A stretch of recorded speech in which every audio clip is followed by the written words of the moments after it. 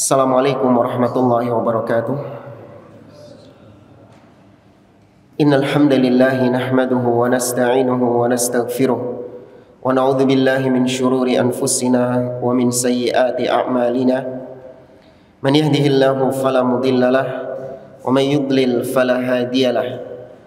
Wa asyhadu an la ilaha illallah wahdahu la syarikalah wa asyhadu anna Muhammadan abduhu wa rasuluh.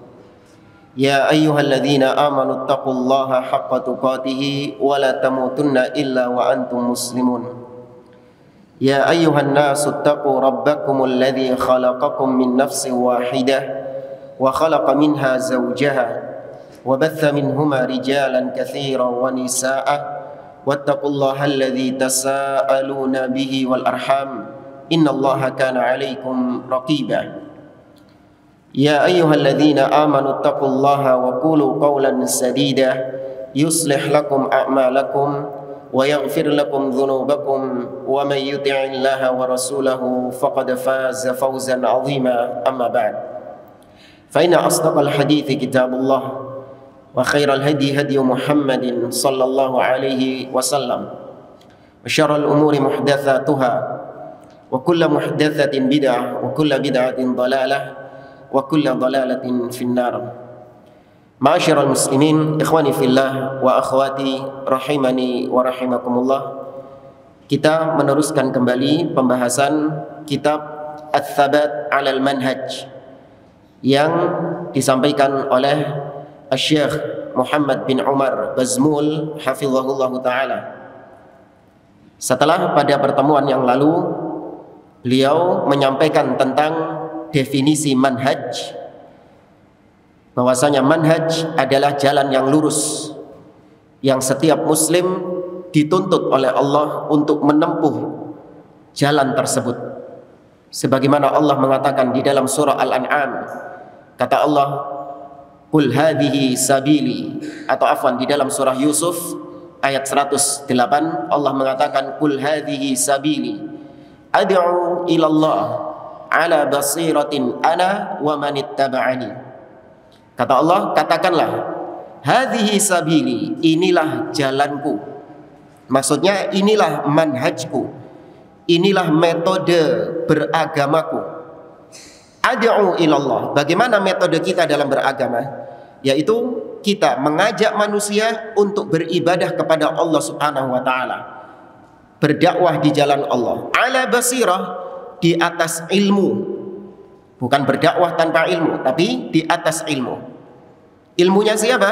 Siapa yang berdakwah seperti ini? Ana wa manittaba'ani, aku dan orang-orang yang mengikuti aku. Maksudnya Nabi SAW dan orang yang mengikuti beliau adalah as-sahabah.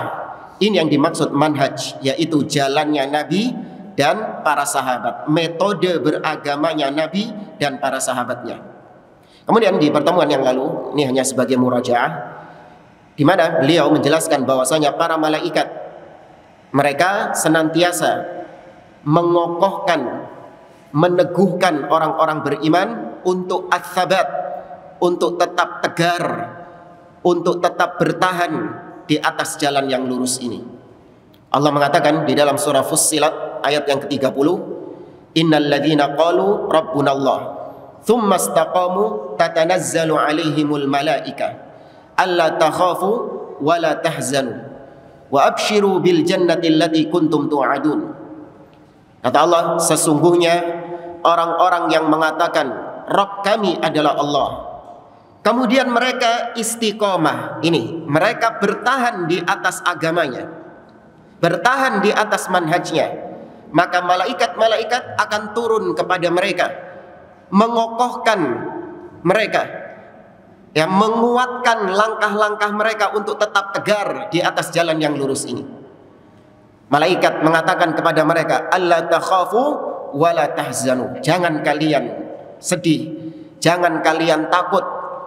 Sepanjang kalian berada di atas jalan yang lurus, apapun yang menimpa kalian, apapun musibah yang menimpa kalian, sepanjang kalian berada di atas jalan yang lurus, maka jangan membuat kalian sedih, jangan membuat kalian takut. Wa abshiru bil jannati allati kuntum tu'adun, dan bergembiralah kalian kalau kalian tetap tegar, tetap bertahan di atas manhaj ini, bertahan di atas jalan yang lurus ini, bergembiralah kalian dengan surga yang dijanjikan Allah atas kalian. Allahumma ja'alna minhum. Semoga kita termasuk di dalam golongan ini. Kemudian juga kita sampaikan pada pertemuan yang lalu bahwasanya mahallu ats-tsabat huwal qalb, yaitu tempat kita bertahan, bagaimana kita bertahan di atas manhaj ini, itu awal mulanya adalah dari hati. Ya, kita bisa bertahan di atas agama ini, bertahan di atas manhaj as-salaf, itu berawal dari hati dan sumbernya ada di hati. Ini sebagaimana hadis yang diriwayatkan oleh dari sahabat Anas bin Malik dalam riwayat At-Tirmidzi dan Ibnu Majah. Nabi SAW, kata Anas bin Malik, sering mengucapkan doa, ya muqallibal qulub tsabbit qalbi ala dinik. Wahai Allah yang membolak-balikkan hati, tetapkan hatiku di atas agamamu. Di dalam Al-Quran Allah juga mengajarkan sebuah doa yang mirip dengan ini. Ada yang tahu? Rabbana la tuzigh qulubana ba'da idh hadaitana wa hab lana min ladunka rahmah innaka anta al-wahhab. Ya Allah, jangan engkau palingkan hati kami setelah engkau beri hidayah kepada kami. Ya, ini minta ketetapan, keteguhan di atas manhaj, di atas jalan yang lurus. Itu tadi di dalam surah Ali Imran. Ya, di awal-awal surah Ali Imran, halaman pertama, nanti cek sendiri ayatnya ayat keberapa. Nah, ketika itu para sahabat mengatakan kepada Nabi SAW, ya Rasulullah, amanna bika wa bima ji'ta bihi fahal takhafu alaina. Wahai Rasulullah, kami sudah beriman kepadamu. Ini para sahabat ngomong gitu. Dan kami juga beriman dengan apa yang datang kepadamu, yaitu wahyu Allah Subhanahu wa taala. Masihkah engkau mengkhawatirkan kami? Para sahabat ini yang ngomong seperti itu. Kalau para sahabat saja bertanya demikian, maka kita lebih pantas untuk demikian. Maka Nabi mengatakan, "Na'am, iya. Aku masih mengkhawatirkan kalian." Lihat, Nabi SAW masih mengkhawatirkan para sahabat. Apalagi siapa? Apalagi kita. Nabi mengatakan, innal qulub baina usbu'aini min asabi'ir rahman yuqallibuha kaifa yasha. Sesungguhnya hati seseorang itu berada di antara dua jari dari jari jemari Allah Subhanahu wa taala. Allah bolak-balikkan hati manusia sesuai dengan kehendak Allah Subhanahu wa taala. Paginya dia beriman, ketika dipalingkan hatinya sama Allah, bisa nggak langsung kafir? Bisa. Nggak pakai waktu lama, dia langsung menjadi kufar, orang-orang kafir. Paginya dia di atas sunnah, dipalingkan hatinya sama Allah, langsung menjadi ahli bidah. Paginya dia seorang muslim yang taat beribadah kepada Allah, orang yang soleh, dipalingkan hatinya, langsung berubah menjadi ahlul maksiyah, orang yang berbuat maksiat kepada Allah Azza wa Jalla. Maka hati kita di tangan Allah Subhanahu wa ta'ala. Maka bagaimana caranya supaya kita tetap tegar di atas agama ini? Minta kepada Allah keteguhan hati. Dan cari wasilah-wasilah, sarana-sarana yang bisa menyebabkan kita ats-tsabat 'alal manhaj, bisa menyebabkan kita kokoh di atas agama ini, di atas manhaj as-salaf ini. Di antaranya dengan talabul ilmi, menuntut ilmu syar'i, menjauhkan diri dari semua fitnah-fitnah, baik fitnah syahwat ataupun fitnah asyubuhat. Ya, jauhkan diri dari hal-hal tersebut, karena itu yang bisa menyebabkan Allah memalingkan hati kita kepada kesesatan-kesesatan. Ya, kemudian kemarin juga kita sampaikan hadis Nabi SAW dari Abdullah bin Mas'ud, bahwasanya Nabi mengabarkan kepada kita, hati kita itu ada bagiannya syaitan dan ada bagiannya malaikat.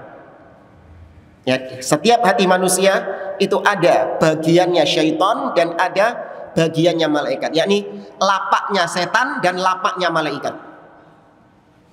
Ya, ini secara asal berlaku bagi semua manusia. Tapi khusus Nabi SAW, hatinya sudah tidak ada lapaknya syaitan. Sudah disingkirkan bagiannya syaitan ini. Kapan? Kapan hatinya Nabi ini disingkirkan dari bagian syaitan? Sehingga hatinya Nabi itu tidak, artinya syaitan tidak memiliki tempat di hati Nabi SAW. Kapan itu terjadi? Iya, ketika dibelah dadanya. Ya, 2 kali dibelah dada Nabi SAW. Ketika beliau masih kecil dan juga ketika beliau sebelum melaksanakan perjalanan Isra wal Mi'raj. Ya, sehingga hati Nabi SAW tidak ada lapaknya syaitan. Beda sama kita. Ya, kalau kita masih ada enggak? Bukan ada lagi, dominan.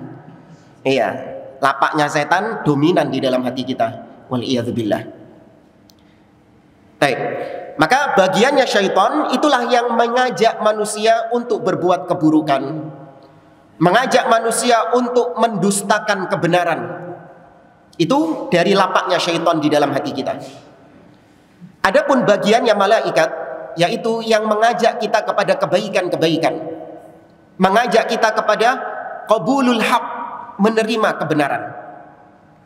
Maka Nabi berpesan, faman wajada dzalika falya'lam annahu minallahi falyahmadillah.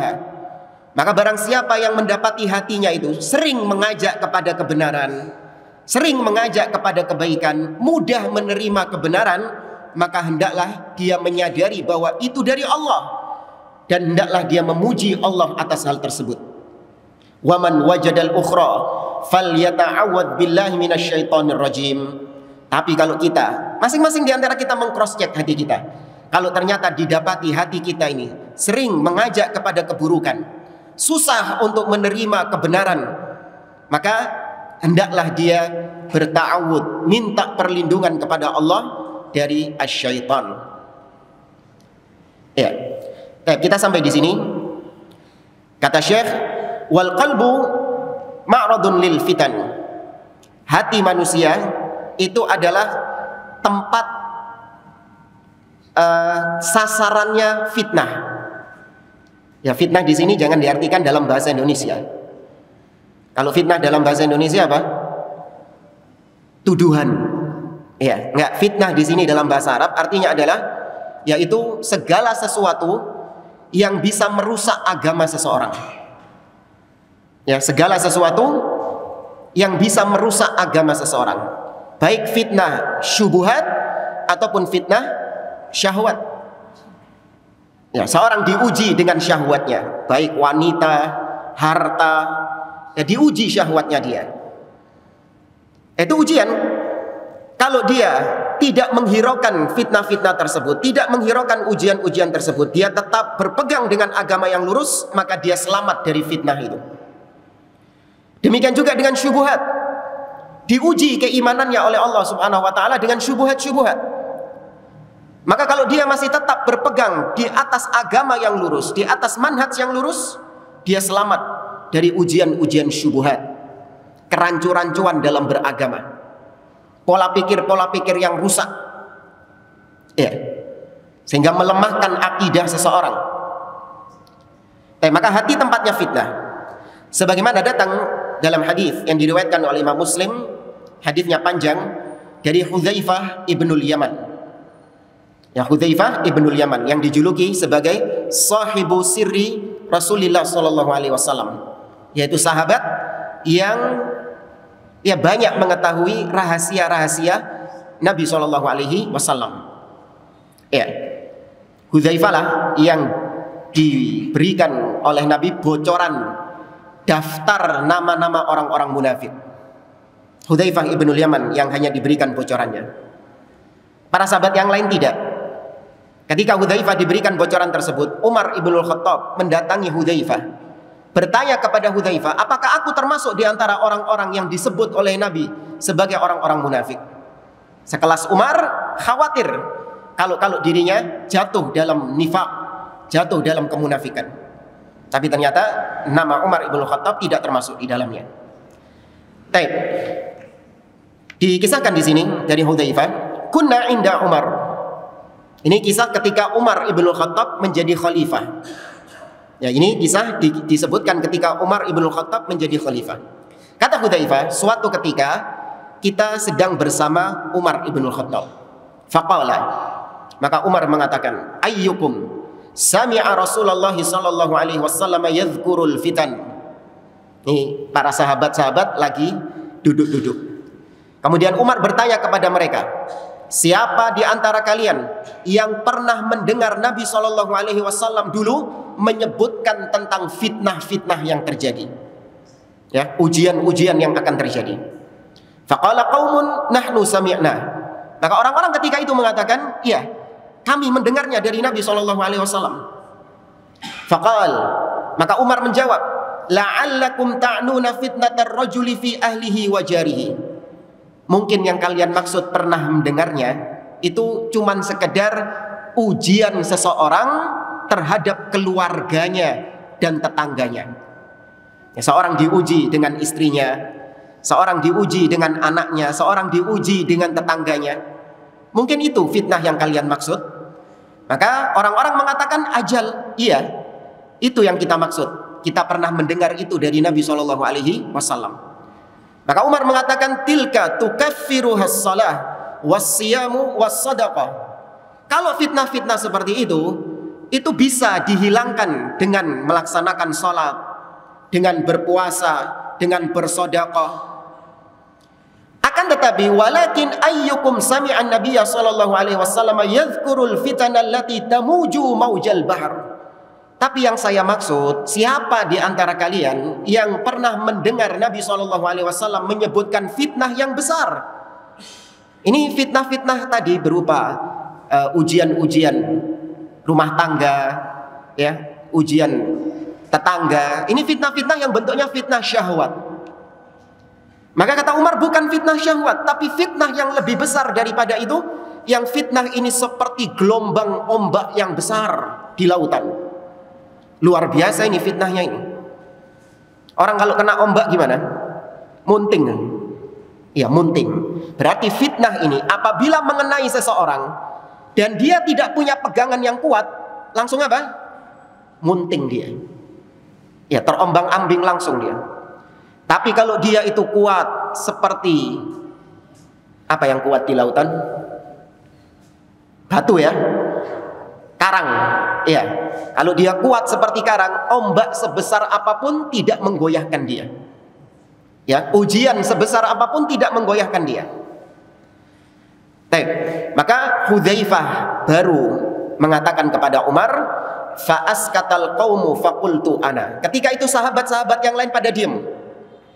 Hudzaifah mengatakan, aku yang pernah mendengar fitnah seperti itu dari Nabi sallallahu alaihi wasallam.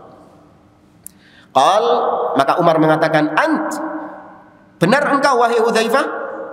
Maka Hudzaifah mengatakan, sami'tu Rasulullah sallallahu alaihi wasallam yaqul, iya, aku pernah mendengar sendiri Nabi sallallahu alaihi wasallam berkata, tu'radul fitanu 'alal qulubi kal hasiri 'udan 'udan.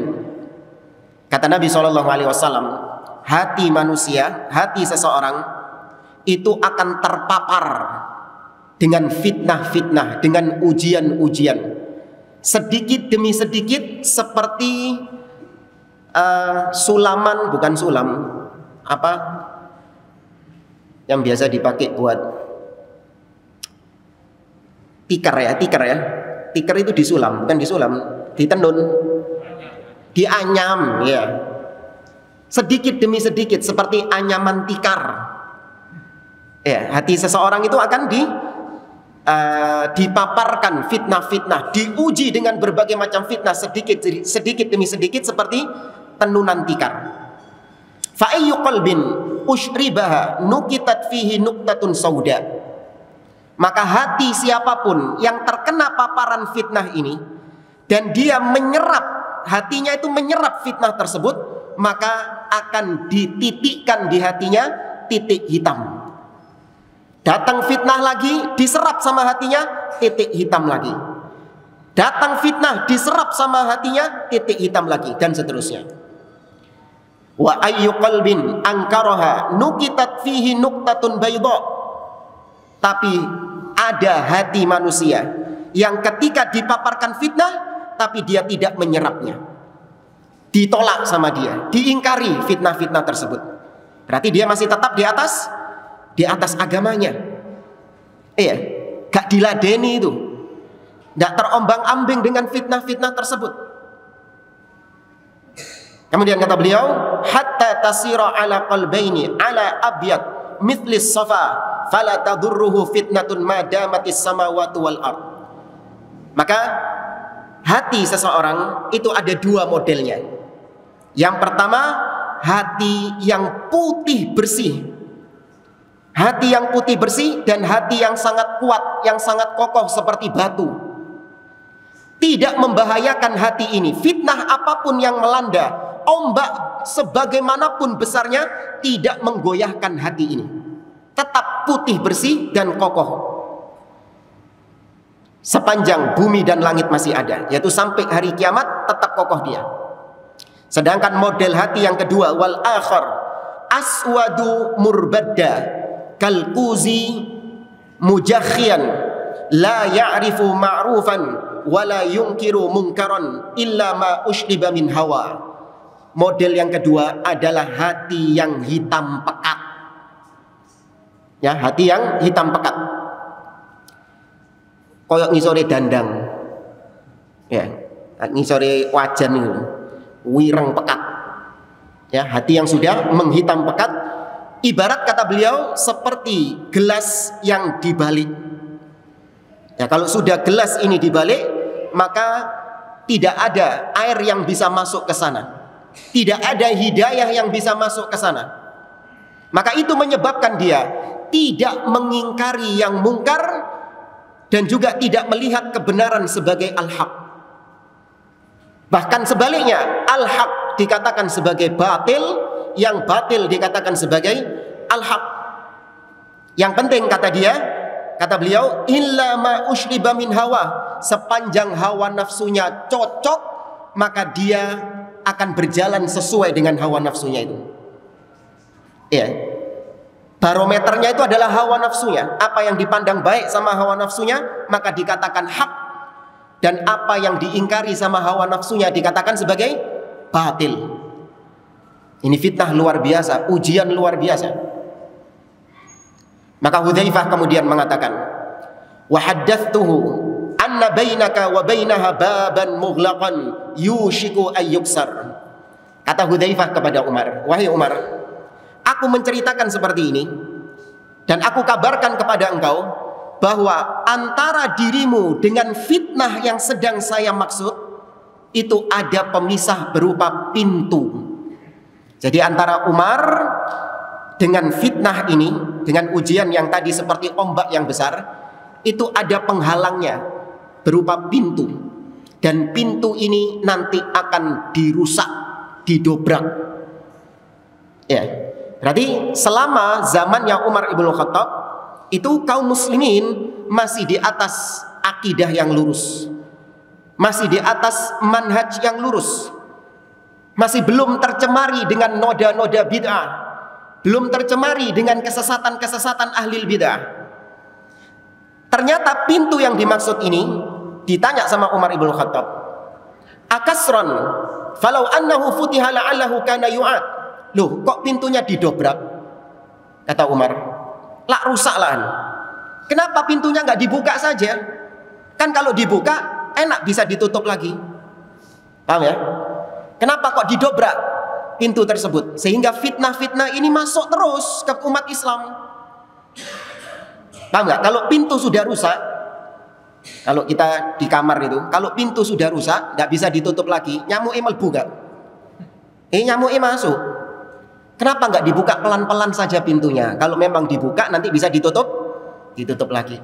Masa harus didobrak gitu loh, kata Umar. Maka kata Hudzaifah, la bal yuksar, enggak, didobrak ini pintunya nanti. Sehingga fitnah-fitnah tadi masuk ke tubuh kaum muslimin, menimpa kaum muslimin sampai hari kiamat. Fitnah itu akan terus mengena umat Islam. Wa haddathtuhu anna dzalikal bab rajulun yuqtal aw yamut haditsan laisa bil aghalib. Dan pintu yang dimaksud ini adalah seseorang yang nanti akan mati atau terbunuh menjadi pertanda pintunya itu didobrak. Ternyata yang dimaksud seseorang yang dijadikan pintu itu, kematian seseorang yang dijadikan pintu itu adalah kematian siapa? Umar sendiri. Kematian Umar ibn Khattab di tangan siapa?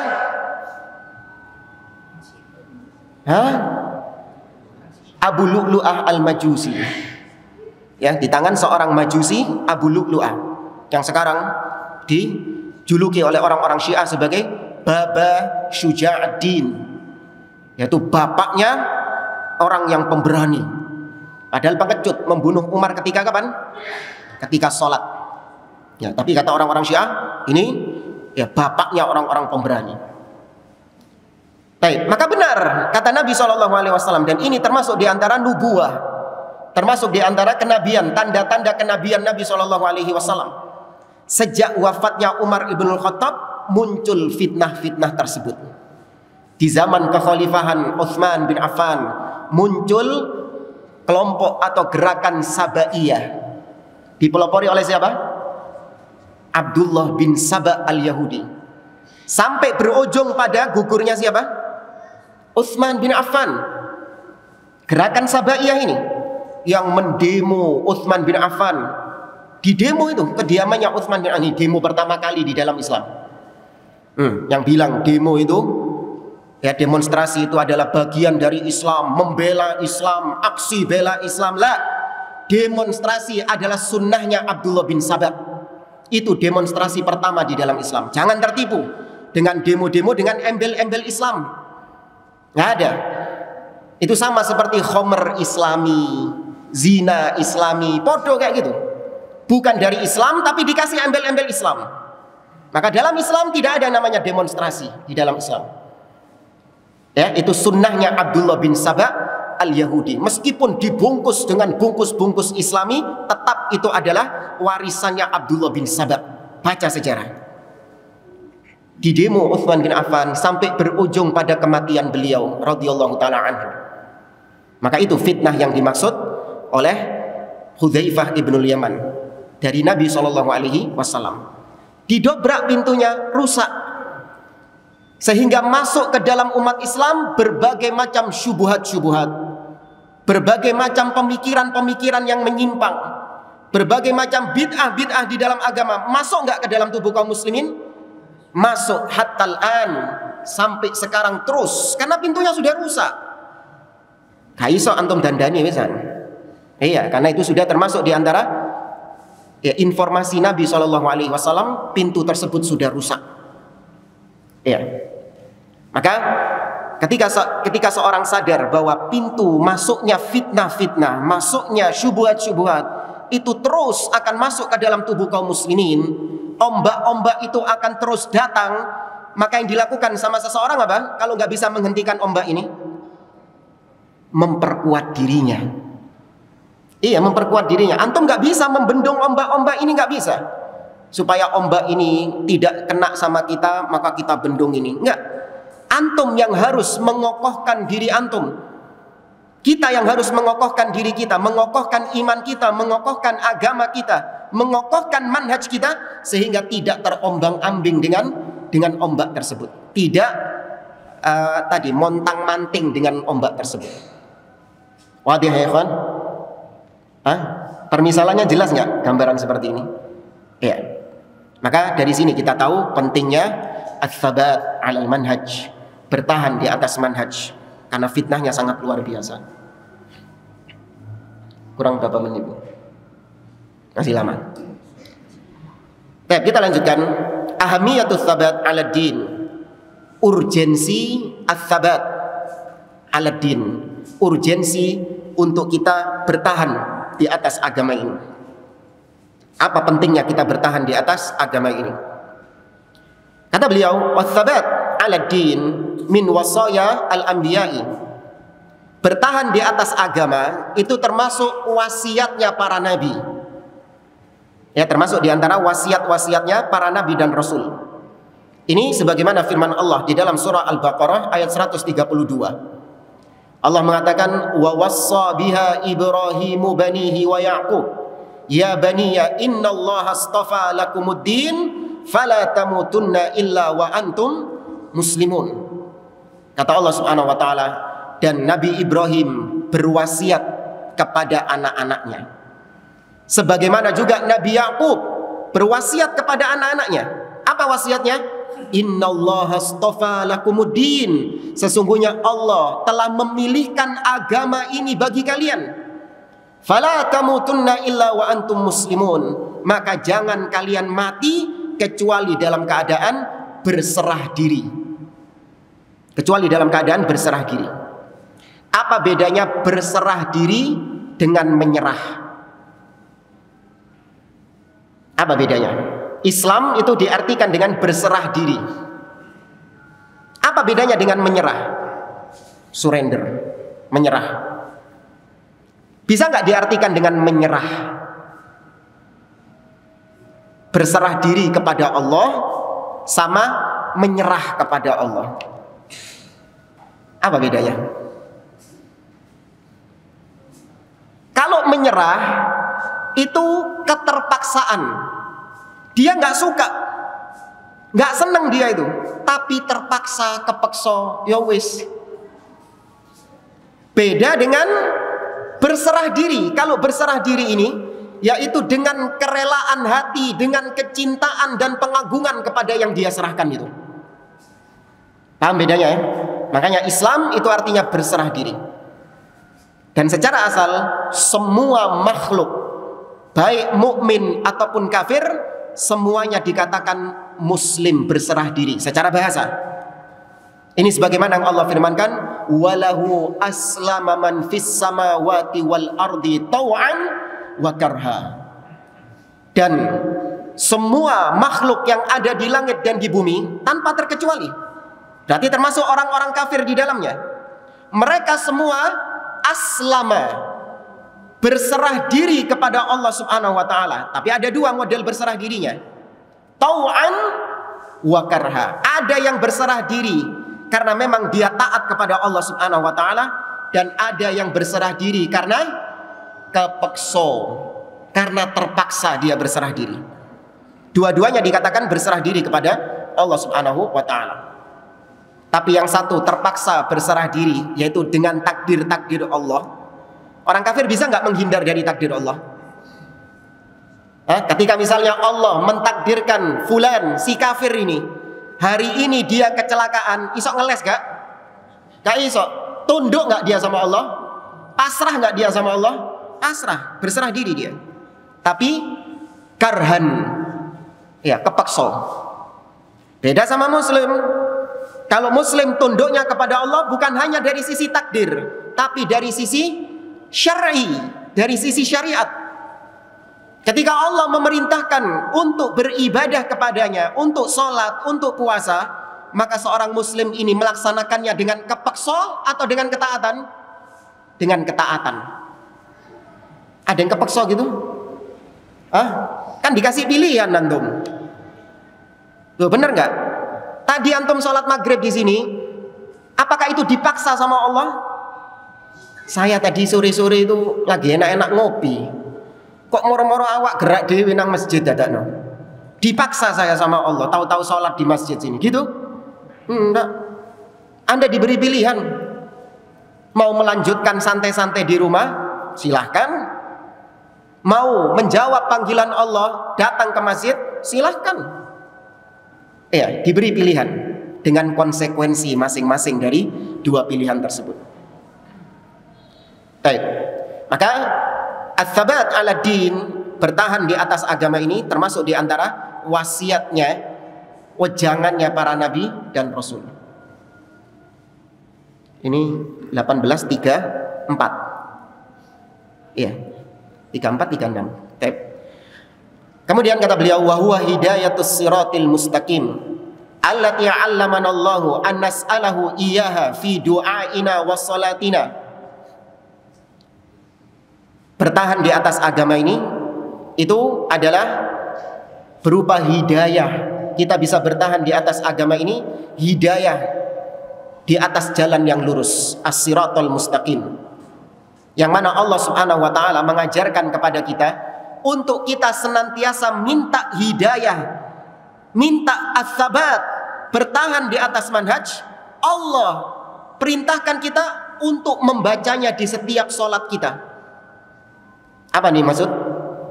Ihdinas siratal mustaqim. Yang mana kata beliau, Nabi SAW mengatakan, la salata liman lam yaqra bi fatihatil kitab. Tidak sah salat seseorang yang tidak membaca surah Al-Fatihah. Berarti kita membaca surat ini di setiap rakaat, di situ ada ayat ihdinas siratal mustaqim. Kita diperintahkan oleh Allah untuk minta hidayah, yaitu hidayah as-sabat, untuk tetap tegar di atas agama ini, tetap tegar di atas manhaj ini. Itu kita minta setiap hari. Namun terkadang, ikhwani fillah rahimani wa rahimakumullah, ketika kita melaksanakan sholat, membaca surah Al-Fatihah, itu kebanyakan di antara kita hanya sebatas bacaan-bacaan kosong. Hanya sebatas bacaan kosong saja. Bahkan sebagian di antara kaum muslimin, ketika mereka sholat membaca surat Al-Fatihah, saking hafalnya, gak sadar moro-moro wis tutuk waladhdallin amin. Sahih? Iya. Tahu-tahu sudah sampai waladhdallin amin. Padahal dia membaca mulai awal alhamdulillahirabbil alamin arrahmanirrahim. Saking hafalnya dia nggak menghayati ayat per ayat itu. Bahkan ketika sampai ayat ihdinas siratal mustaqim, hatinya tidak sedang meminta kepada Allah Subhanahu wa taala. Padahal itu doa. Itu doa. Harusnya ketika kita membaca ihdinas siratal mustaqim, hadirkan hati kita bahwa kita ketika itu sedang meminta hidayah kepada Allah Azza wa Jalla. Jangan cuma bacaan-bacaan semu, bacaan-bacaan kosong yang tanpa makna. Ini diantara kealpaan kita, diantara kelalaian kita tatkala sholat. Ya, maka hadirkan ya bacaan ini, hadirkan perasaan minta kepada Allah hidayah.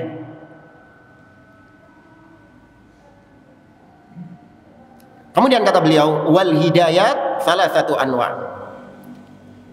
Taib, hidayah itu secara umum ada dua. Namanya hidayah itu secara umum ada dua. Yang pertama hidayatu al-irsyad atau hidayatul ilm. Hidayah berupa ilmu. Ya, hidayah berupa arahan-arahan, petunjuk-petunjuk. Yaitu seorang bapak, seorang suami mengajarkan kepada istrinya tentang agama ini, maka itu sudah dikatakan hidayah. Bapak memberi hidayah kepada istri, kemudian mengajarkan ilmu kepada anak-anaknya, ilmu agama, ya, mengajarkan ilmu kepada teman-teman Anda. Demikian juga seorang alim, seorang ustadz mengajarkan ilmu kepada jamaahnya. Ini semuanya berupa hidayah ilmu, hidayah irsyad. Dan ini bukan khusus milik Allah Subhanahu wa taala, tapi juga orang-orang yang lain bisa memberikan hidayah ini. Dalilnya Allah Azza wa Jalla berfirman tentang Nabi SAW, wa innaka latahdi ila siratin mustaqim.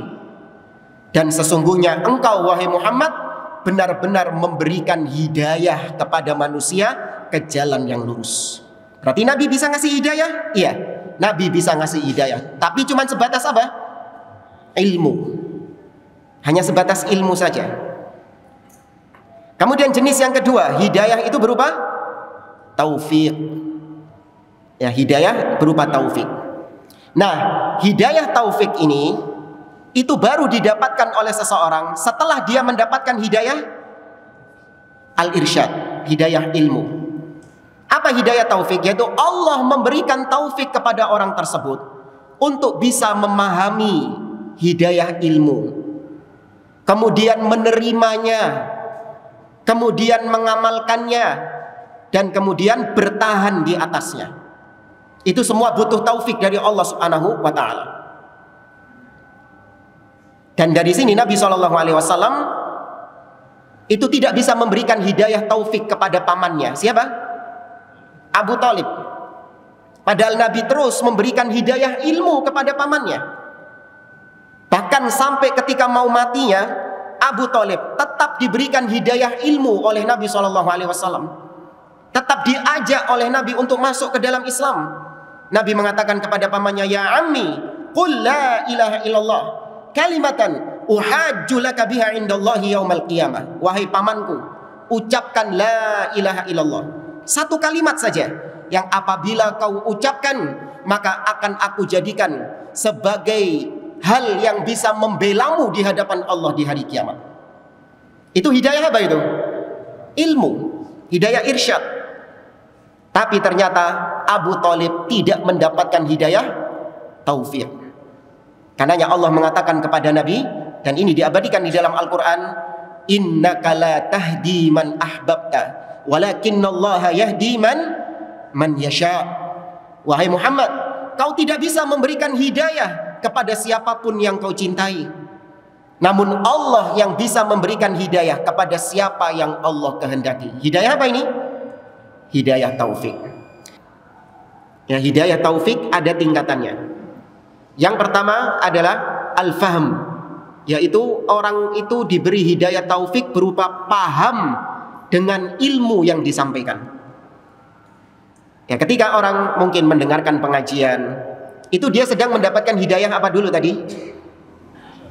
Ilmu, irsyad.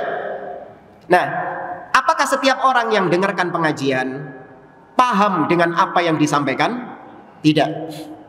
Ada yang paham, ada yang tidak paham. Nah, ketika ada orang yang paham dengan apa yang disampaikan dari ilmu, berarti itu sudah mendapatkan taufik berupa pemahaman. Itu taufik dari Allah. Ustadznya nggak bisa maksa antum paham, jamaah. Saya nggak bisa ustadznya maksa antum paham. Kita dulu pernah ngajarin anak itu, gara-gara dia pelajaran-pelajarannya akhirnya banyak yang ketinggalan, nggak mencapai target. Gara-gara satu anak ini nggak paham-paham kalau dijelaskan itu. Bukan karena dia malas, nggak memperhatikan, tidak. Tapi ya memang itu hidayah taufik dari Allah Subhanahu wa taala. Konco-koncoi paham kabeh, dedo gak paham. Loh, bukan beda ya, bukan karena dia ini males, nggak memperhatikan gurunya, enggak. Dia perhatikan itu, benar-benar diperhatikan. Tapi ternyata tetap gak paham, sudah disederhanakan bahasanya gini, gak paham. Nggak bisa ustadznya maksa dia paham, nggak bisa. Itu hidayah taufik dari Allah Subhanahu wa taala. Maka barang siapa yang diberikan pemahaman, berarti dia sudah mendapatkan tingkatan yang pertama dari hidayah taufik. Kemudian yang kedua, setelah dia paham, maka dia mendapatkan hidayah taufik lagi berupa al-qabul, menerima. Ya, karena ada orang yang paham, tapi ternyata hatinya apa? Menolak, gak nerima dia. Maka berarti dia cuman mendapatkan hidayah berupa pemahaman, namun belum mendapatkan taufik berupa al-qabul, menerima. Berapa banyak disampaikan kepada orang-orang tentang sunnah, disampaikan tentang bid'ah, bahwasanya perbuatan ini adalah bid'ah, tidak dikerjakan Nabi dan para sahabatnya. Paham dia, tapi ternyata hatinya tidak menerima. Dia tidak menerima dengan hal tersebut. Berapa banyak disampaikan tentang bagaimana ahlu sunnah memahami asma wa sifat, nama-nama dan sifat-sifat Allah Subhanahu wa ta'ala. Paham konsepnya. Kalau asma wa sifat, ahlu sunnah hanya sekedar menetapkan saja, tidak menyerupakannya dengan makhluk, tidak mentakwil kemana-mana. Paham dia, laisa kamitslihi syai'un. Paham dengan hal itu, tapi dia tidak menerimanya. Maka kalau Anda menerima kebenaran, berarti Anda mendapatkan hidayah taufik level kedua, yaitu al-qabul, menerima. Kemudian level ketiga adalah al-amal, mengerjakan, mengamalkan hidayah yang sudah dia dapatkan tadi. Dikasih pemahaman dan dia menerima kebenaran tersebut, kemudian dia mengamalkan. Tapi ternyata ada orang yang sudah paham dan dia sudah menerimanya itu sebagai sebuah kebenaran, tapi tidak mau mengamalkannya. Ya, gengsi, takut nanti jabatannya lengser, ya, takut nanti dia dicaci maki, takut nanti dia hartanya atau dunianya jadi hilang. Ya, nggak mau mengamalkannya, padahal sudah paham dan hatinya sudah menerima. Itu misalnya seperti Abu Thalib itu. Abu Thalib itu menerima kalau ponaannya ini, yaitu Nabi SAW, itu adalah seorang Rasul yang membawa kebenaran. Hal itu diucapkan sendiri oleh Abu Thalib. Kata dia, laqad alimtu anna dina Muhammadin khairu adyanil bariyati dina.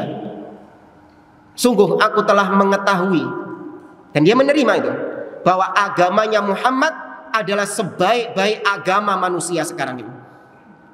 Laulal malamatu au hadharu masabba la ra'aitani samhan bidzaka mubina. Andai kata bukan karena takut cacian, bukan karena takut dibuli, maka kau akan mendapati aku sudah masuk Islam. Dia mendapatkan pemahaman, menerima kebenaran tersebut, namun tidak mengamalkannya. Barang siapa yang mengamalkannya, dia mendapatkan hidayah taufik level yang ketiga. Dan level yang keempat adalah as-sabat, bertahan. Hidayah berupa bertahan di atas kebenaran itu. Karena ada orang-orang yang sudah mendapatkan pemahaman, paham dengan kebenaran yang disampaikan kepadanya. Kemudian dia menerimanya sebagai sebuah kebenaran dan dia mengamalkannya. Ternyata setelah mengamalkannya, dia diuji sama Allah Subhanahu wa taala. Diuji. Dijadikan miskin. Saya ini sejak mengenal sunnah, pendapatan saya berkurang. Saya dijauhi sama teman-teman. Saya dikucilkan sama lingkungan saya. Saya dituduh sesat, saya dituduh menyimpang dan seterusnya. Diuji dia. Kalau dia tidak mendapatkan hidayah as-sabat, maka dia pun gugur, meninggalkan kebenaran yang sudah dia pegang. Tapi kalau dia mendapatkan hidayah berupa sabat, maka dia tetap tegar di atas agamanya, tetap tegar di atas kebenaran tersebut. Dan ini yang kita minta kepada Allah ketika kita mengatakan ihdina as-siratal mustaqim. Makanya kalau ada orang yang bilang, kita ini sudah dapat hidayah Islam, tapi kenapa kok sholat minta hidayah lagi? Mana ada kayak gitu kan? Bahkan ada orang-orang yang sesat mengatakan sholat itu cuman untuk orang-orang yang tersesat. Loh kok bisa? Iya, kalau nggak sesat, nggak mungkin dia sholat. Kenapa demikian? Karena ketika dia sholat, dia minta hidayah. Berarti posisinya dia sedang apa? Sedang tersesat. Makanya jaluk hidayah, ihdinas siratal mustaqim. Ini awak dewe gak sesat. Maka kalau nggak sesat berarti nggak usah. Hati-hati antum. Berarti yang sholat itu orang-orang yang tersesat katanya. Tidak. Ketika kita mengatakan ihdinas siratal mustaqim, kita meminta tambahan hidayah dari Allah, supaya dibukakan bagi kita pintu-pintu keilmuan, dibukakan bagi kita jalan-jalan kebaikan yang tidak kita ketahui. Kemudian kita minta kepada Allah agar kita ditetapkan di atas agama ini, di atas manhaj ini. Itu juga perlu hidayah. Maka manusia membutuhkan dua hidayah tadi, hidayah ilmu dan hidayah berupa taufik. Hidayah ilmu dicapai dengan cara Anda belajar ilmu syar'i, datangi majelis-majelis ilmu, baca Al-Quran, baca hadis, kitab-kitab para ulama dibaca. Sepanjang di atas pemahaman yang benar, ikuti ilmu tersebut. Dan manusia juga butuh hidayah taufik.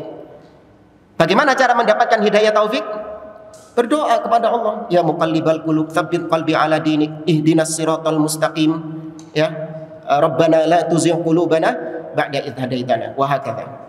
Saya cukupkan sampai di sini karena sudah masuk ya. Jadi anak rasa nggak ada tanya jawab, kita akhiri. Subhanakallahumma wa bihamdik, asyhadu an la ilaha illa anta, astaghfiruka wa atubu ilaik, wa akhiru da'wana alhamdulillahi rabbil alamin, wa sallallahu ala nabiyyina Muhammad wa ala alihi wa sahbihi ajma'in. Assalamualaikum warahmatullahi wabarakatuh.